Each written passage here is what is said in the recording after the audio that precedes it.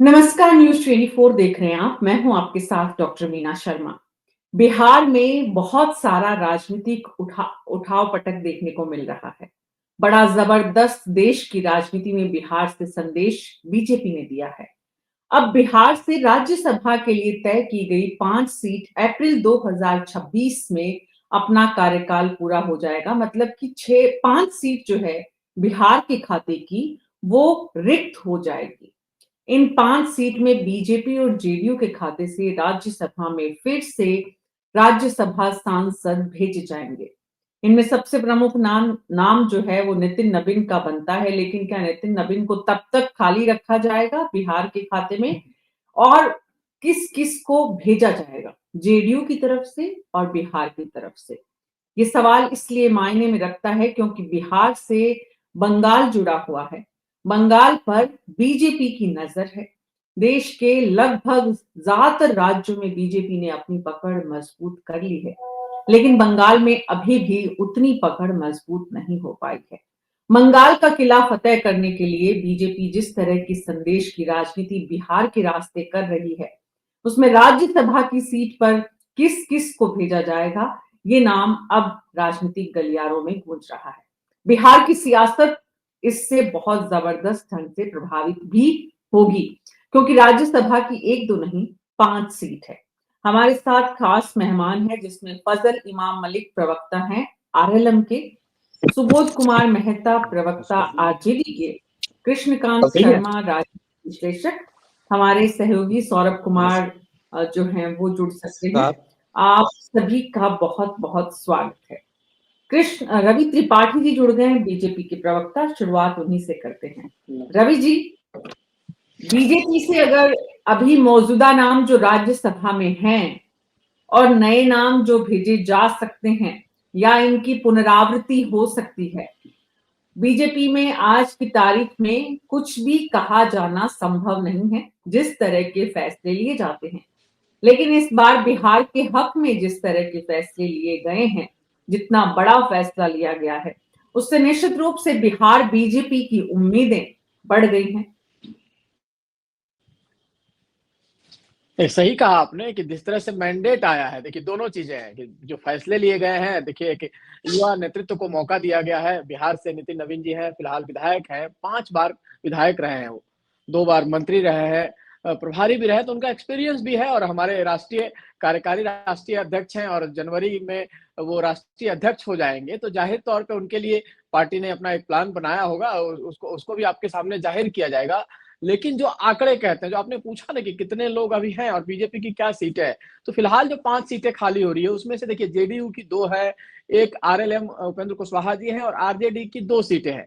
तो अब इस 5 सीटों में से किसको कौन आएगा आगे देखने वाली बात है। और जो आंकड़े कहते हैं, आंकड़े देखा जाए तो 243 सीट है। लगभग अगर कहा जाए तो 48 वोट चाहिए एक राज्यसभा कैंडिडेट को जीतने के लिए।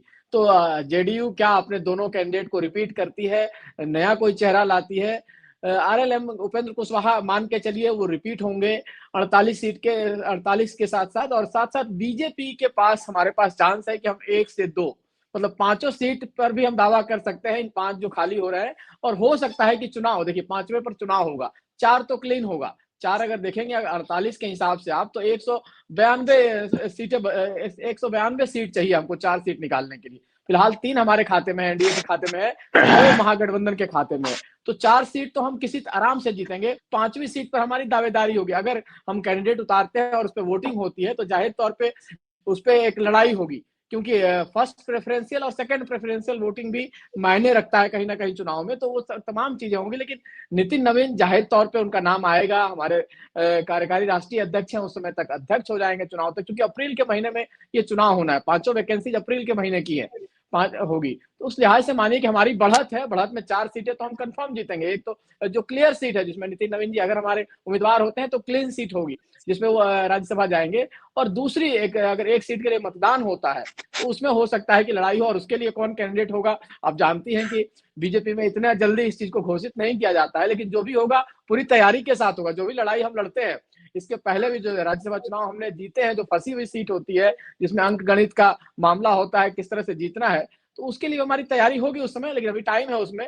ये मान के चलिए कि पांचों पर हमारी दावेदारी होगी, लेकिन 4 तो हम कंफर्म जीतेंगे, 5वें की लड़ाई हम लड़ेंगे। फजल इमाम मलिक जी, आपकी पार्टी जी में तो अभी से रास्ता कस्सी शुरू हो गई है। नहीं, रास्ता कशी तो किसी तरह की नहीं है मीना जी। दरअसल इन दिनों चुनाव के बाद मीडिया राष्ट्रीय लोक मोर्चा पर काफी मेहरबान है और इसी वजह से ये रस्साकशी दिखाई दे रही है। हमारे यहाँ किसी तरह की कोई रस्साकशी नहीं है, लेकिन मीडिया जो है थोड़ा अपना परसेप्शन उनका अलग-अलग होता है और मीडिया की मोहब्बत ज़्यादा है थोड़ी हमसे, तो उस मोहब्बत की वजह से वो रस्साकशी उनको दिखाई दे रही है। हमारे अंदर किसी तरह की कोई रस्साकशी नहीं है, हम तमाम लोग बहुत और न सिर्फ हमारे यहाँ बल्कि एनडीए में भी। कितना जल्दी आप लोग जज बन जाते हैं। अचानक मोहब्बत आपसे हो जाती है, कभी मोहब्बत की दुकान लग जाती है, कभी लगता है कि बस सत्तारूढ़ दल के साथ हैं। ये आप लोगों ने मीडिया के लिए बड़ा नहीं, अच्छा वो बनाया हुआ है। नहीं, जब आपकी देखिए काम आए मीना तो आप मीना जी बोलें। आप जिस दश्त की सयाही कर रही हैं ना, मैं भी उस दश्त की सयाही में 3 दशक बिता चुका हूँ। इसलिए मैं जज तो मीडिया को लेकर बन ही नहीं सकता हूँ, लेकिन जिस तरह का परसेप्शन मीडिया बनाता है और जिस मोहब्बत, देखिए कई बार चीजें होती है कि आज की जब हम लोग पत्रकारिता करते थे तो वो कुछ अलग थी, आज के दौर की पत्रकारिता कुछ अलग है। इसलिए ये नहीं है कि हम जज बन रहे हैं, हम अपनी बात, अच्छा, ये क्योंकि जब मैं बताइए इमाम साहब, ये बताइए उस समय की राजनीति भी ऐसी थी क्या? उस समय का समाज भी ऐसा ही था? उस समय की युवा पीढ़ी भी ऐसी थी? उस समय के तौर तरीके भी ऐसे ही थे जिस दौर की आप बात कर रहे हैं मीडिया की? सब कुछ बदला है तो मीडिया का बदलना तो लाजमी है। नहीं, देखिए मीडिया पहले थी कि मीडिया ट्वीट पर नहीं चलती थी। मीडिया जो है वो अपनी तरफ से भी कोशिशें बहुत करती थी और अब ये है कि सिर्फ कोशिश मीडिया की तरफ से ये हो गई कि कहीं पे कोई कुछ मिल गया और वहां से उठा लिया। मीडिया को छोड़, जो परसेप्शन आप बना रही हैं ना कि हमारे यहाँ असंतोष है, हमारे यहाँ गड़बड़ है, हमारे यहाँ नाराजगी है, ये किसने कहा? आपके आप अपने विधायकों ने पर कहा ना, आपके कहाँ विधायकों ने कहा, आपके ये विधायक कहाँ? लिख रहे हैं सोशल मीडिया पे क्या कुछ।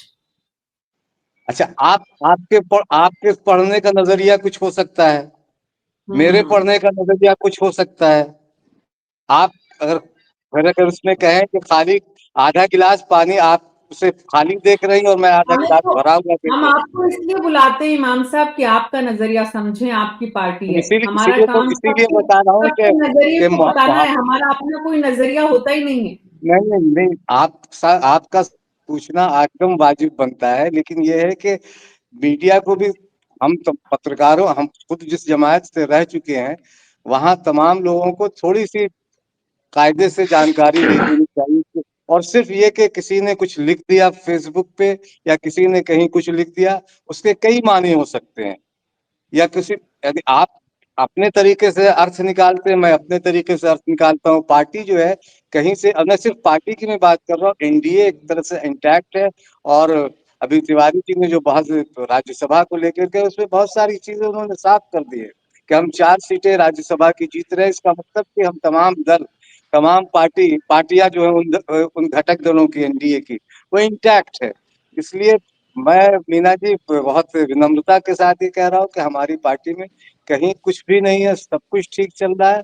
और आ, आपको सवाल पूछने का हक है, आप पूछिए, क्योंकि सवाल पूछना ही मीडिया की जिम्मेदारी भी है। लेकिन ये है कि तथ्यों की भी थोड़ी बहुत पड़ताल होनी चाहिए कि तथ्य क्या है क्या नहीं, क्योंकि सिर्फ, तथ्य बताने के लिए तो आपको बुलाया है इमाम साहब, जी तथ्य जी आप जरूर, बताएंगे। हमारा काम है सवाल पूछना, तथ्य पेश करना आपका जी काम है। सौरभ जी, मैं आपके पास आ जी रही हूँ। जी सौरभ जी, जी कृष्णकांत शर्मा जी, सौरभ जी से बात करने के बाद आपके पास आती हूँ। सौरभ जी, जो 5 नाम इस वक्त मौजूदा सांसद राज्यसभा के बिहार के खाते से हैं, उनमें से किसी की छुट्टी हो सकती है? बिल्कुल हो सकती है मीना जी, आपने बिल्कुल सही कहा। जो 5 नाम है, मुझे लगता है कि उसमें 2 लोगों की छुट्टी तो तय है जो आरजेडी के कोटे से हैं। उनको दोबारा मौका मिलना राज्यसभा के लिए मुझे लगता है कि काफी मुश्किल दिखाई दे रहा है। चाहे एडी सिंह की बात करें, अमरेंद्र धारी सिंह की बात करें या फिर प्रेम चंद्र गुप्ता की बात करें, क्योंकि मुझे नहीं लगता कि आरजेडी के पास मात्र 25 विधायक, और एक राज्यसभा के लिए 48 विधायक चाहिए, तो मुझे नहीं लगता है कि इन दोनों को आरजेडी अपने कोटे से रिपीट कर पाएगी। ऐसा मुझे काफी मुश्किल दिखाई दे रहा है, या यूं कहे कि असंभव दिखाई दे रहा है। लेकिन निश्चित तौर पर दो नाम ऐसे हैं जिनका रिपीट होना लगभग तय है, और वो रिपीट होंगे भी।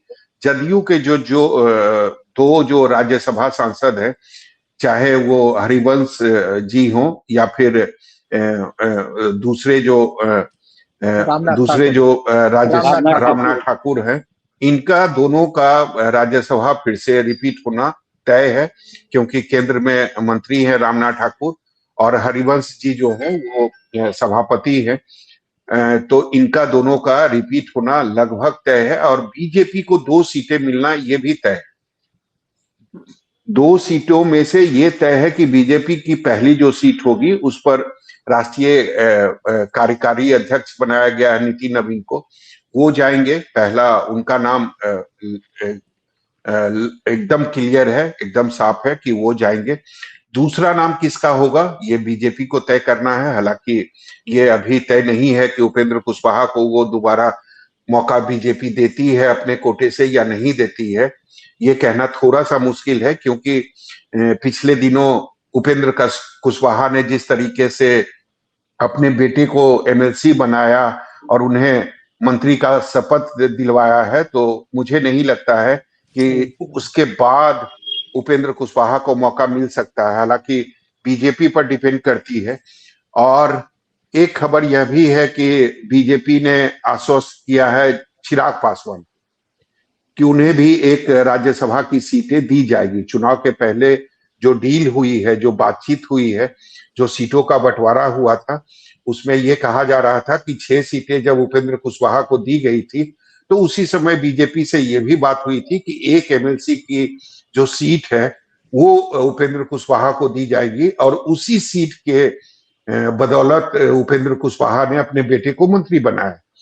तो अब राज्यसभा दोबारा उपेंद्र कुशवाहा जाएंगे नहीं जाएंगे, ये पूरा बीजेपी पर डिपेंड करता है। लेकिन के लिए सबसे ज्यादा मतलब दबाव एक तरह का उनकी तरफ से भीतर खाने से जो खबरें थी, उसमें अब कितनी उन्हें सफलता मिलती है। रामविलास पासवान की पत्नी राज्यसभा पहुंचती है, जो बीजेपी परिवारवाद का विरोध करती है, वो क्या अपनी पार्टी में और अपने सहयोगी गठबंधनों के इस दबाव में आएंगी कि बेटा मंत्री और मां सांसद बनाए? पहली बात तो ये। कृष्णकांत जी बड़ा मुस्कुरा रहे हैं इस सवाल पर, मतलब इस बात से ही, दरअसल सवाल से पहले ही।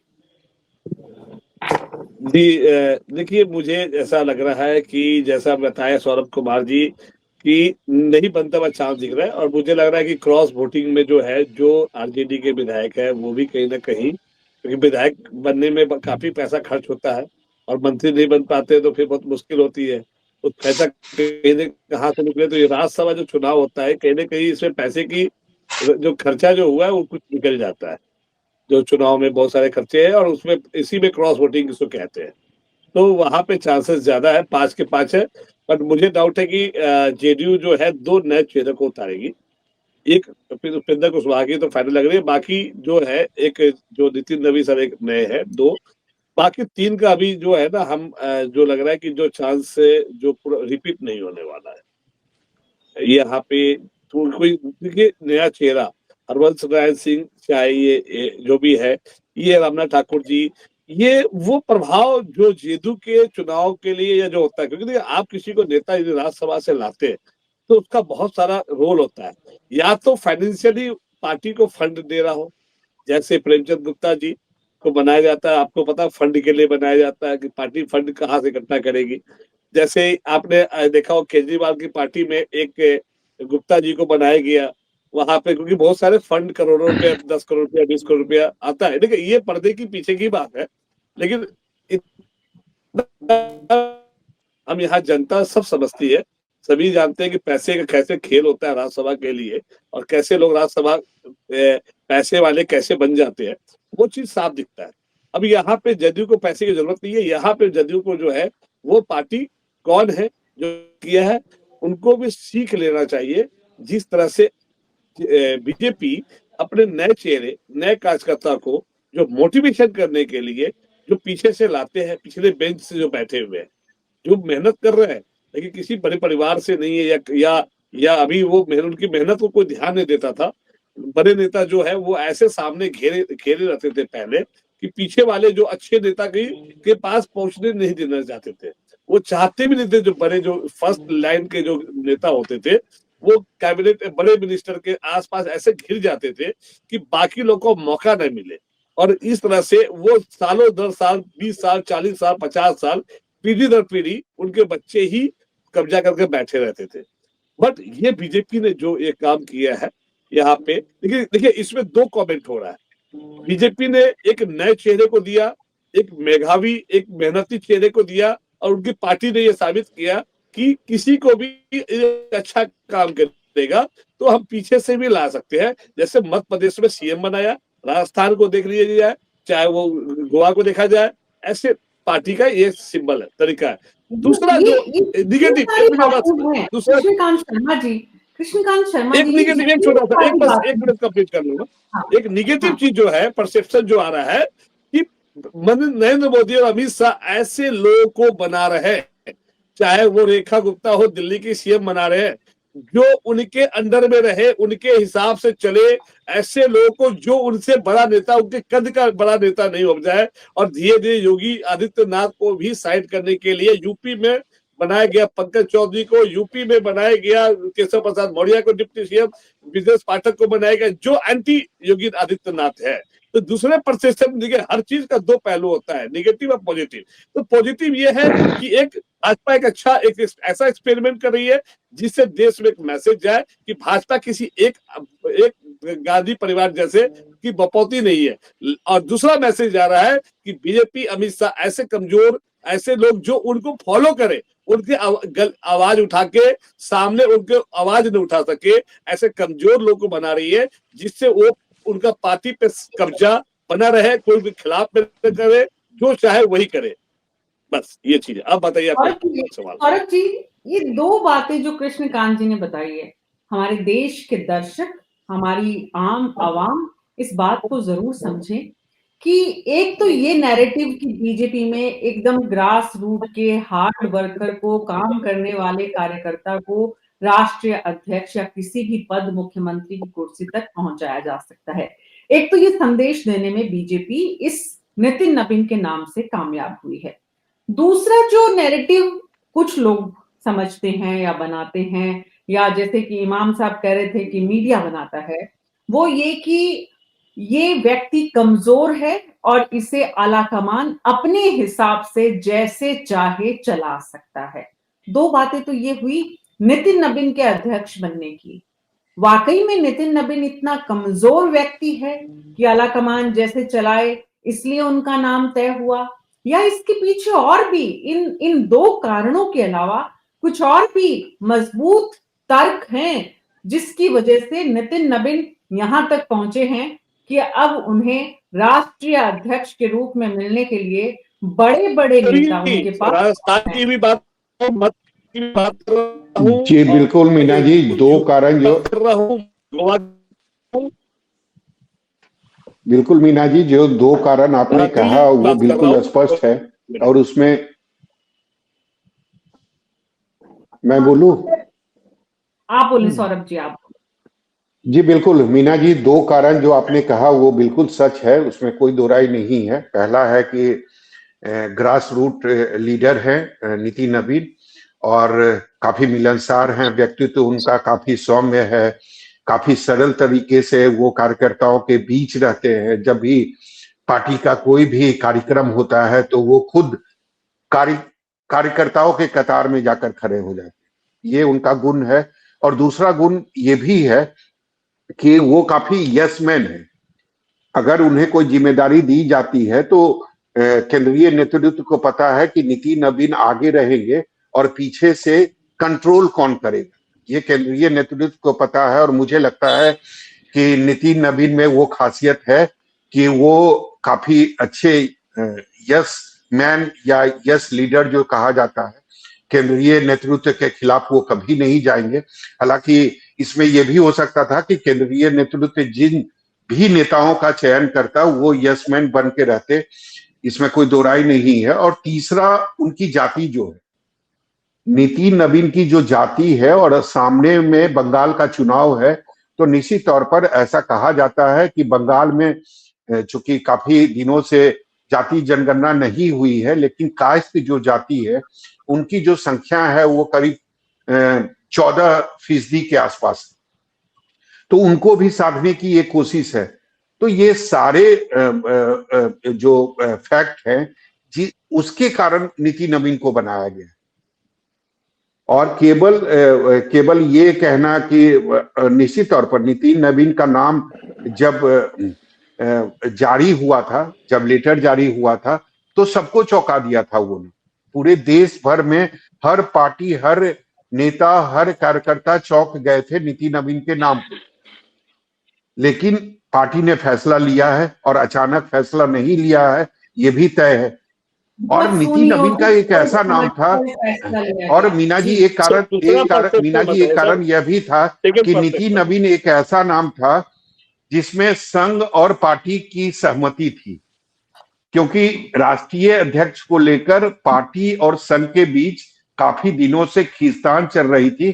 कोई ऐसा नाम सामने नहीं आ रहा था जिसमें संघ और पार्टी की सहमति हो, लेकिन नितिन नवीन एक ऐसा नाम था जिसमें संघ की भी सहमति थी, संघ ने भी उसका विरोध नहीं किया। ये है सौरभ जी कि संघ और बीजेपी दोनों की सहमति नितिन नवीन पे, ये जो दो बातें हमने की है कि वो यस मैन है या फिर वो जो है वो ग्रास रूट वर्कर हैं, तीसरी जो बात है कि वो संघ और बीजेपी दोनों की पसंद, क्यों, क्या कारण, कायस्थ, इस देश में कितने लोगों को पता है कि अमिताभ बच्चन कायस्थ है? इस देश में कितनी प्रतिशत आबादी है जो कायस्थ है? कायस्थ वोट बैंक इतना बड़ा नहीं है जिसकी वजह से उन्हें बनाया जाए, लेकिन निश्चित रूप से बिहार की सियासत में कायस्थ फैक्टर एक बहुत इंपॉर्टेंट फैक्टर रहा है, और उसके कुछ नाम भी हैं जो सौरभ जी मुझसे ज्यादा जानते हैं, इमाम साहब मुझसे बेहतर जानते होंगे।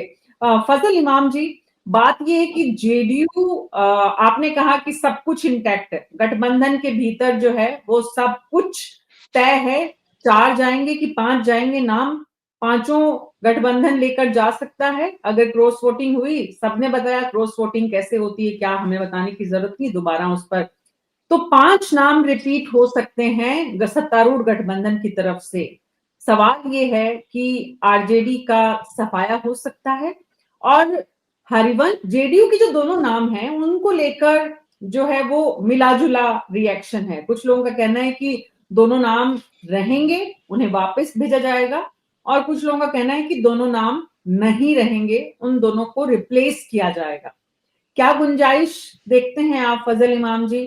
मौजूदा जो सांसद जेडीयू के खाते के जो 2 हैं उन्हें बदला जाएगा, या उनके बने रहने की संभावना आप ज्यादा देखते हैं? ये देखिए, ये तो जदयू को करना है कि कौन बना रहेगा और कौन नहीं रहेगा। लेकिन ये है कि मुझे ये लगता है कि दोनों संभवतः बने रहेंगे। और सौरभ भाई शायद देर से जुड़े, तिवारी भाई ने पहले भारतीय जनता पार्टी की तरफ से ये बात कह दी थी कि उपेंद्र कुशवाहा जी चौथे कैंडिडेट होंगे। ये उन्होंने जिसपे सौरभ जी ने कुछ सवाल उठाए थे कि शायद उपेंद्र कुशवाहा जी को नहीं भेजा जाए, कुछ तरह की बातें कही उन्होंने। लेकिन चूंकि भाजपा के आधिकारिक प्रवक्ता यहाँ थे, उन्होंने पहले ही भाजपा की तरफ से ये कह दिया कि चौथी सीट जो है, और 5वीं सीट के लिए चुनाव की बात की। सौरभ भाई ने सही कहा कि 5वीं सीट, हालांकि 5वीं सीट एनडीए जीतेगी, इसमें किसी तरह की अगर मगर की गुंजाइश नहीं है। क्रॉस वोटिंग की बात की, ये कैसे किस तरह की चीजें होंगी ये तो हम लोग जब चुनाव होंगे तब तय करेंगे कि कौन किस। लेकिन यह है कि 5वीं सीट एनडीए जीतेगी, और जदयू को फैसला करना है कि माननीय रामनाथ ठाकुर जी और माननीय हरिवंश जी वहाँ राज्यसभा फिर दोबारा भेजे जाए या नहीं। लेकिन मुझे जो लगता है, मैं कृष्णकांत जी की इस बात से सहमत नहीं हूँ कि शायद कोई नई चेहरा, जदयू को फैसला करना है। लेकिन यह है कि नितिन नवीन जी का और उपेंद्र कुशवाहा जी का तो तय है, और साथ ही साथ रामनाथ ठाकुर जी और हरिवंश जी, ये 4 नाम तो मुझे लगभग तय लगते हैं कि ये 4 नाम, जिसका इशारा तिवारी जी ने भी अपने उस वक्तव्य में कहा, अपनी बात में कही। तो ये 4 नाम तय है। बाकी 5वें नाम में कौन होगा, क्या होगा, ये भाजपा के खाते में जाएगी और भाजपा किसे तय करता है। चूंकि हम तमाम लोग इस बात को लेकर बार-बार ये कह रहे हैं कि भाजपा चौंकाने के लिए जानी जाती है, चौंका देती है। और हमें तो गर्व है कि कम से कम चलिए पहली बार बिहार से दुनिया की सबसे बड़ी पार्टी का राष्ट्रीय कार्यकारी अध्यक्ष बना, इसलिए हम तो इस बात पे गर्व कर रहे हैं। वो यस मैन है नहीं है, देखिए पार्टी का अपना कार्यकारी अध्यक्ष या अध्यक्ष होता है, वो अपने तरीके से ही पार्टी को चलाता है। पार्टी और जाहिर है कि वो और पार्टी संगठन को लेकर चलता है। इसलिए नितिन नवीन जी में वो क्षमता है कि वो पार्टी को लेकर चलेंगे, पार्टी को साथ लेकर चलेंगे और राज्यसभा भी जाएंगे। मुझे इसमें कहीं से कोई किसी तरह की अगर मगर की गुंजाइश नहीं है। अगर क्रिकेट की भाषा में बात करें तो ये कोई अगर और मगर इसमें कहीं दिखता नहीं है। और तीसरी बात ये है कि उपेंद्र कुशवाहा जी को लेकर भारतीय जनता पार्टी के आधिकारिक प्रवक्ता ने जो बात कह दी, इसमें इसके बाद मुझे कुछ जवाब कहने की देना बहुत ज्यादा अभी जरूरत नहीं। अभी अभी तो बहुत बहुत लंबा समय है और तब तक भाजपा क्या सोचती है उपेंद्र कुशवाहा को लेकर, पार्टी के भीतर के विधायक किस तरह का ज्ञान किसको देते हैं, उसका संदेश कौन कैसे लेता है, ये भी बात है। मैं इमाम साहब आप समझ लीजिए, उसमें जो जैसे लेता है, हम कुछ देने वाले नहीं है। तो पार्टी नहीं कितनी मीना जी, देखिए इंटैक्ट रहती है, नहीं पार्टी ठीक है मीना जी फजल देखिए, जी। सवाल ये है। लेकिन मैं कृष्णकांत शर्मा जी को पहले सुनना चाह रही हूँ, उसके बाद वापस आपके पास आती हूँ इमाम जी। अरे, कृष्णकांत शर्मा जी। ये जो कह रहे हैं बात सही है कि पार्टी भाजपा हमारे अमित शाह और मोदी जी ऐसे जोड़ी है जो हमेशा चौंकाने वाला काम किया हो, चाहे नोटबंदी हो, चाहे सर्जिकल स्ट्राइक हो, चाहे वो देश में जीएसटी लगाना हो, चाहे घटाना हो, चाहे कुछ भी ऐसा काम। और उन्होंने देखिए ऐसा भी काम किया है जो देश में हड़कंप मचाया है गया है। और उन्होंने जिस तरह से अचानक के मध्य प्रदेश का सीएम हो, चाहे पार्टी में किसी पद को किसी को देना, और उन्होंने डॉलर को इतना ज्यादा बढ़ा दिया, ये भी एक चौंकाने वाली बात किया उन्होंने इतना चौंका दिया कि जो रुपया का दाम जो है ना, इतना गिरा दिया कि नहीं मुझे पता था। महंगाई इतना बढ़ा दिया, ये भी चौंकाने वाली काम कर दिया। नौकरी इतना घटा दिया, पकौड़े तलवा दिया। अब तो 10,000 रुपया में, जैसे हमने कल चर्चा किया था कि भाजपा के प्रवक्ता ने बताया कि 200 रुपए का दूध, 300 रुपए का चावल, चीनी और चायपत्ती लेके एक सड़क पे जाके महिला, हमारे देश की जो महिला जिसको कहा जाता है कि वो पर्दे में रहने वाली, और जो उनको सड़क के रोड पे जो वो 10,000 रुपए में चाय तक बिकवा दिया उनको, मतलब चाय बिकवाने का न्योता भी दे दिया उनको। तो ये सारी चौंकाने की चीजें जो है वो भाजपा करती रही है। और ये भी चौंका सकते हैं कि उपेंद्र को, जो आप कह रहे हैं ठीक है फजल जी, उपेंद्र कुशवाहा जी मेरे बड़े भाई की तरह है और मैं उनका और हमेशा रिस्पेक्ट करता हूँ। बट भाजपा ये भी चौंका सकती है कि कभी कभी गायब भी कर देती है, कभी कभी उठा भी देती है। तो ये डर के रहिएगा, ज्यादा ओवर कॉन्फिडेंस ठीक नहीं है इसके लिए, क्योंकि आपने देखा कि किस देखिए तरह से उपेंद्र कुशवाहा जी को भागना पड़ा था एक एमएलए की सीट के लिए, उनको दिल्ली पड़ा था, कृष्णकांत जी, एक टिकट जो कट आप गई थी। देखिए हम लोग डर के माहौल में नहीं रहते हैं। हमारे घटक दल एनडीए में कोई डर कर नहीं रहता है, और न भाजपा डराती है, न दूसरे दल एक हाँ, दूसरे लेकिन को डराते चौंकाने हैं। वाली लोग बात हमेशा रही है फजल जी। और हमेशा देखिए नौकरियां घट गई है। आपको सबसे बड़ी बात है कि काला धन, 15 लाख रुपए काला धन विदेश से आ गया, ये भी एक चौंकाने वाली बात है। कृष्णकांत जी सुनते हैं रवि त्रिपाठी जी। नहीं, मैं सबकी बात सुन रहा था बीजेपी को लेकर, चाहे तमाम कृष्णकांत जी हो, चाहे हमारे दूसरे प्रवक्ता हो। देखिए बीजेपी ने क्या किया है ये बताने की जरूरत नहीं है, ये जमीन पे दिख रहा है। जो देश भर में जिस तरह से डेवलपमेंट हुआ है, जिस तरह से सड़कों का जाल बिछा है, जिस तरह से बिजली 24 घंटे इस इलाके में मिल रहा है, जिस तरह से पानी का काम हुआ है, जिस तरह से इंडस्ट्री आगे बढ़ रही है, ये बताने की जरूरत नहीं है भाई साहब। ये चौंकाने वाली बात नहीं है, दिखता है। इसमें अगर आप अपने चश्मे से सीधे देखेंगे तो ये सारे डेवलपमेंट दिखेंगे कि 6 एक्सप्रेस वे आपको उत्तर प्रदेश में दिखाई देता है। बिहार में जिस तरह से एनडीए ने डेवलपमेंट किया है, उसके नाम पर आपको वोट मिला है। हमें केवल खाली उसके ये जो काला चश्मा आप पहनेंगे तो इससे नहीं दिखेगा। जो आपको सीधा चश्मा पहनना पड़ेगा, जो मैंने पहना है, जिससे साफ साफ दिखे। तो शायद दिखने की बात है, लेकिन कुल मिला-जुला कर देखिए एनडीए में कोई कन्फ्यूजन नहीं है। आपने कहा कि चौंकाने वाली बात होगी, चौंकाने वाला फैसला इसलिए है कि जो 5वीं सीट है, देखिए 5वीं सीट फंसी हुई सीट माना जाएगा, इसलिए फंसी हुई मानी जाएगी क्योंकि उसपे हमारे पास जो एक्स्ट्रा वोट बचता है एनडीए के पास, वो 10 वोट बच जाता है। जो कुल जो 4 सीटें कंफर्म निकलेंगी, उसमें 192 से वोट चाहिए, हमारे पास 202 है, तो 192 तो हम क्लियर है, तो 4 सीट तो हम क्लियर जीतेंगे। 5वीं सीट पर हम सबको जानकारी भी है कि जो सेकंड प्रेफरेंशियल वोटिंग होता है, राष्ट्रपति के चुनाव में भी होता है, राज्यसभा के चुनाव में भी होता है। चूंकि हमारे पास 192 और 4 सीटें हम जीतेंगे, उनका जो सेकंड प्रेफरेंशियल वोट होगा, उनका नंबर भी बहुत ज्यादा, उनके पॉइंट्स होते हैं, तो कई बार उसी पॉइंट से हम 5वीं सीट निकाल लेंगे। हो सकता है कि उसमें आपने लोजपा की बात भी कही कि लोजपा का कैंडिडेट भी हो सकता है, भाजपा का भी हो सकता है, जदयू का भी हो सकता है, एनडीए के हमारे किसी पार्टी का एक कैंडिडेट हो सकता है जिसको ये सीट दी जाएगी लड़ने के लिए। वो इंटरेस्टिंग चुनाव होगा। देखिए मैंने कई इंटरेस्टिंग चुनाव देखे हैं राज्यसभा के, उसमें से मुझे गुजरात का वो अहमद पटेल का राज्यसभा चुनाव भी याद है। जीत तो हमेशा, जीत तो पैसे वाले की और सत्ता की ही हुई है, ये भी ध्यान रखिएगा। इंटरेस्टिंग कुछ नहीं होता, आपके जेब में पैसा नहीं है ना, तो आप चुनाव के आप तो लड़ भी नहीं सकते हैं। नहीं ऐसा नहीं है। अरे भैया खूब पता है किस तरह से हॉर्स ट्रेडिंग होता है, किस तरह से ब्लैक मनी को यूज किया जाता है। ये देखिए गलत ये चीज है, मत बोलिए, ये आप देश को गलत गुमराह मत कीजिए। गलत पैसे का ये हॉर्स ट्रेडिंग जो किया जाता है गलत है। कर रहा हूँ 2000 अरे हाँ, मतलब पैसे के बल पे, सत्ता के बल पे, ईडी के बल पे, सीबीआई के बल पे आप किसी को भी खड़खड़ा सकते हैं, किसी को धमका सकते हैं। ये बोलिए सरकार हमारी थी। नहीं ऐसा, हाँ, ईडी सीबीआई को यूज करेंगे। अरे तो कहाँ ईडी सीबीआई के, अगर ईडी और सीबीआई का इस्तेमाल किया, पांचवा कैसे आएगा वो मैं बता रहा हूँ। मैं भविष्यवाणी करता हूँ, मैं भविष्यवाणी करता हूँ।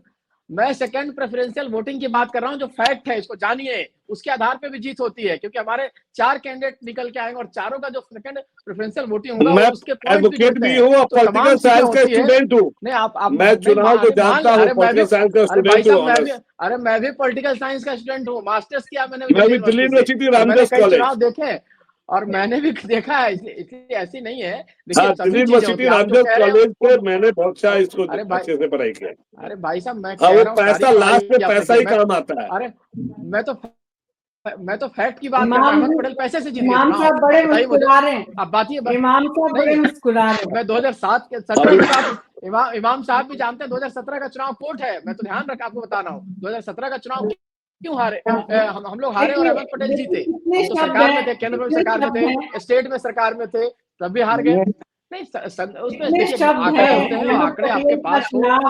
अहमद पटेल का चुनाव इंटरेस्टिंग, हॉर्स ट्रेडिंग, हाँ पैसे वाले और पता नहीं कितने शब्द हैं। अहमद पटेल जी पैसे वाले हैं, आपको बता दूं। सारा पैसा जो कांग्रेस का है उसका चिट्ठा उन्हीं के पास है, चिट्ठा उन्हीं के पास था। कांग्रेस का कहाँ पैसा दबा हुआ है ये अहमद पटेल ही जानते थे। वो चले गए, नहीं है। सत्ता थी हिमाचल में कांग्रेस की सत्ता थी, हिमाचल में कांग्रेस की सत्ता थी और अभिषेक मनु सिंह भी हार गए चुनाव, राज्यसभा का चुनाव। तो ऐसा नहीं होता है, कई बार आंकड़े भी बोलते हैं आप जो बात कह रहे हैं हम नहीं कह सकते। ईडी काम आ गया ना, ईडी सीबीआई काम आ गया। कमाल है, सरकार आपकी है, सरकार कांग्रेस की और ईडी सीबीआई काम आ जाती है हर जगह। ऐसे कई चुनाव होते हैं। बिहार विधानसभा चुनाव में कौन ईडी सीबीआई 202 सीटें लेकर आ गए। बिहार के में कहाँ बिहार में कहा बिहार लेके आए हैं 10,000 रुपया।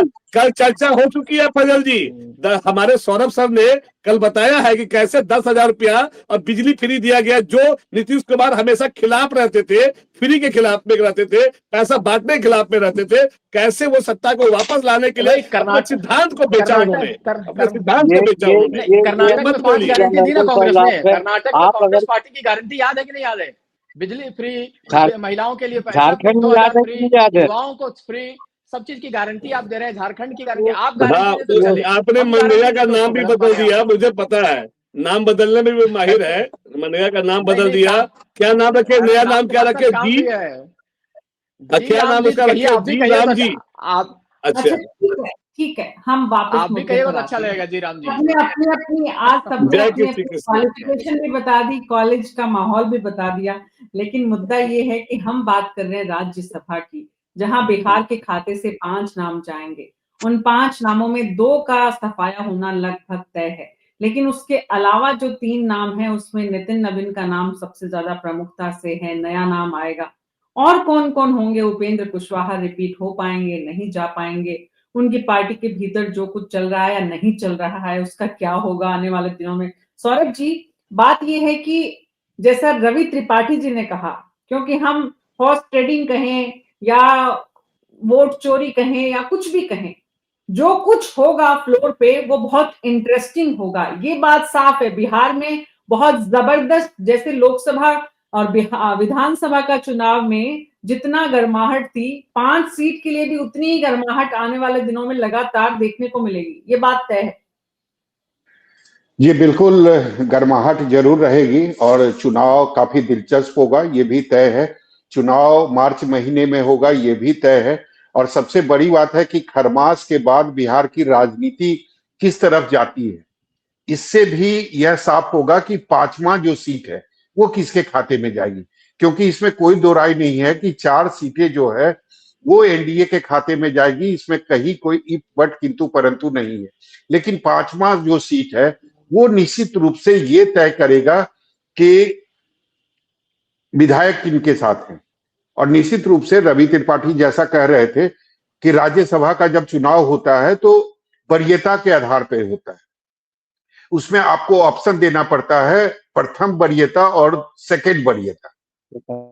तो वो 2 नाम अगर पहली बारी जो वरीयता होते हैं, अगर उनके साथ 48 का आंकड़ा नहीं है तो फिर जीत दूसरे वरीयता की होती है। तो निश्चित रूप से अगर एक्स्ट्रा एनडीए के पास 10 विधायक हैं और जीतने के लिए 48 चाहिए, जो कि महागठबंधन के पास नहीं है। अगर महागठबंधन की बात करें तो महागठबंधन के पास मात्र 35 विधायक, ऐसे में उनके जो भी उम्मीदवार है उनका जीतना मुश्किल होगा, क्योंकि 5 जो विधायक है वो एआईएम के हैं, जो मुझे नहीं लगता है कि वो महागठबंधन को सपोर्ट करेंगे। तो ये भी देखने वाली बात होगी कि जो 5 विधायक वाली पार्टी है एआईएम, वो किसे सपोर्ट करता है, वो एनडीए को सपोर्ट करता है या फिर महागठबंधन को सपोर्ट करता है। ये भी काफी बड़ी बात होगी। एक विधायक बीएसपी के पास है तो वो माना जा रहा है कि वो एनडीए को सपोर्ट करेगी। तो मुझे लगता है कि 4 जो सीटें हैं वो एनडीए के खाते में जाएगी, ये तय है। और पहली जो 2 सीटें हैं जो जदयू के खाते में पहले से थी, उनका रिपीट होना लगभग तय है, क्योंकि रामनाथ ठाकुर जो है वो केंद्र में मंत्री हैं। अगर राज्यसभा से उनको हटाया जाएगा तो उनका मंत्री का पद चला जाएगा। मुझे नहीं लगता है कि नीतीश कुमार ऐसे समय में इस तरीके का कोई रिस्क उठाएंगे। हरिवंश जी का भी रिपीट होना लगभग तय है। नितिन नवीन जो तीसरा नाम है, उनका राज्यसभा जाना तय है बिल्कुल, इसमें कोई बट किंतु परंतु नहीं है। अब जो 2 नाम है, एक उपेंद्र कुशवाहा और एक चिराग पासवान को जो कंडीशन के आधार पर जिस तरीके की खबर आती है कि चिराग पासवान को भी 1 सीट बीजेपी ने कमिट किया है चुनाव से पहले, तो चौथी और 5वीं जो सीट है वो अगर चौथी जाती है चिराग पासवान के पास तो निश्चित रूप से उसमें कोई चुनाव की जरूरत नहीं होती।